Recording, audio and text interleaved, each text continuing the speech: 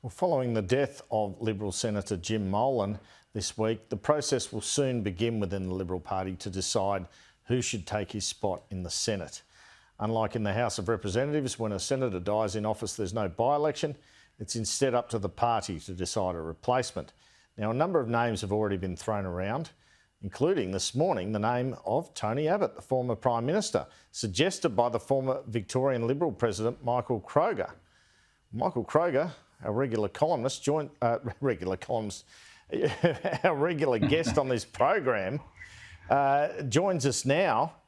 And where's this come from, Michael Kroger? Well, first of all, the party and the family of Jim Molan are obviously grieving at his untimely death, and our deepest sympathies go to Aaron and the family. He was a giant of a figure in the Liberal Party and in this country, and he probably needs a replacement of someone of great stature. And so, look, I was asked a question. I'm a commentator these days, as you said, so I gave an answer that someone like Mr Abbott would be a very appropriate replacement, given his history, given the fact that the Liberal Party hasn't well used former Prime Ministers in the past.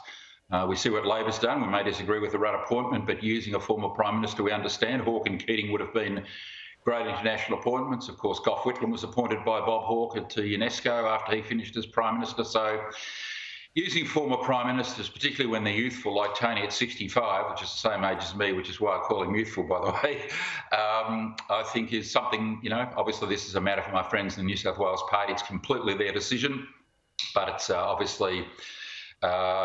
he's obviously someone that should be very seriously considered. Is he even interested? Well, I think at this stage, Tony's focus is on Jim and Jim's memory. He wrote a brilliant article in The Australian this morning, and I've spoken to him, but his focus is purely on Jim and Aaron and the family.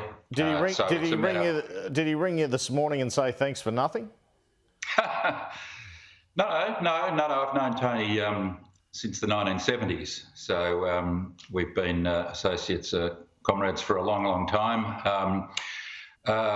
And his focus is on Jim's funeral and Jim's family.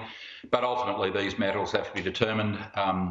It may well be, it's very early days, it may well be that they're not decided until after the state election in New South Wales, because the focus of that division has got to be on the election, which it is, with Dominic and Matt and the team. So, obviously it's a very early days, but of great consideration.